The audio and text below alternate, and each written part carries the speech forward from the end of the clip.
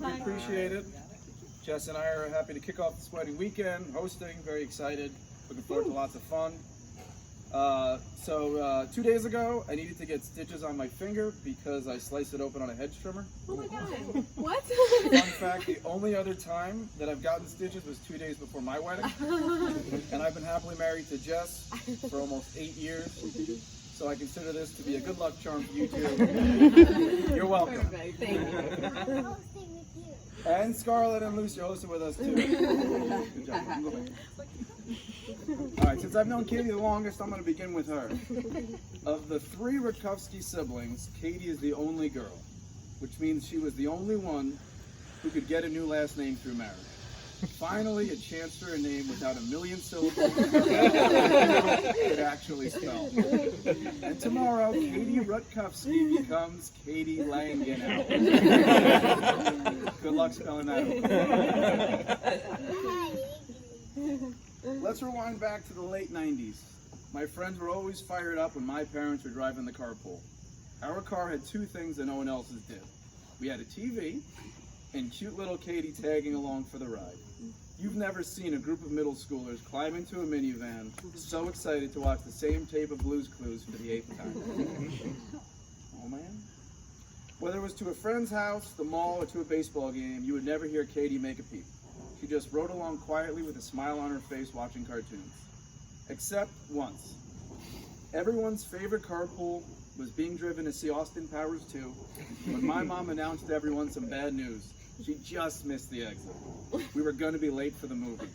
We all let out a sigh, and then from the back seat, Katie's tiny voice shouted, "Damn it!"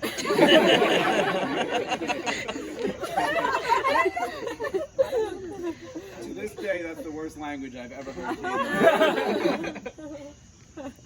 Along the way, she was always my buddy. Despite the age gap, we had lots of fun times together. I do think being 8 years older than Katie duped her into thinking that I was wise, because she was the only person I knew that actually took my advice. So needless to say, I take credit for all of Katie's success in life, and she's had a lot of it. From childhood to adulthood, she absolutely crushed it at anything she went after. Whatever she put her mind to, she excelled at. I mean, she's a doctor now, a freaking doctor. But of all her accomplishments, I've always been most impressed by her absurd level of kindness. Frankly, I can't relate to it, but I still admire the heck out of her. Katie's just one of those people with a heart of gold who elevates the mood in any room. Jared, you are one lucky dude. I actually remember the first time someone asked me about you. They wanted to know my opinion of Katie's boyfriend. What's his deal? What kind of guy is Jared? I hadn't really thought about it before. They were both teenagers. Keep it like that. Thank you. They were both teenagers and only been dating for about a year. Thank you. So as an older brother, my instinct was to get protective and say that no one could be good enough for her. I knew from my mother's perspective, he could be the dream son-in-law. He had it all. Polite, check. Eats anything you serve him, check. Always helps clear the table after a meal, check. Seriously, Jared, you're making the rest of us look bad. You need to chill. Let me tell you about the highest honor I can give to somebody. That is to say that they are good people. It is not a phrase I use lightly. When we were kids sitting around the dinner table and my dad was naming someone he thought was good people, you took the phone off the hook, you muted the television, and you paid attention. Children and pets would come bounding down the stairs just to hear who was about to be knighted in Rehearsal.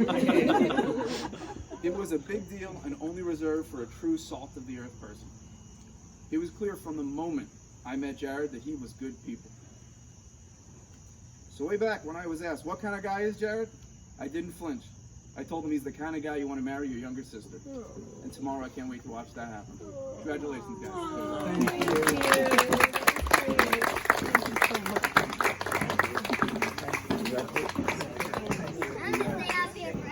Thank Scott, you want to speak next? No. All right.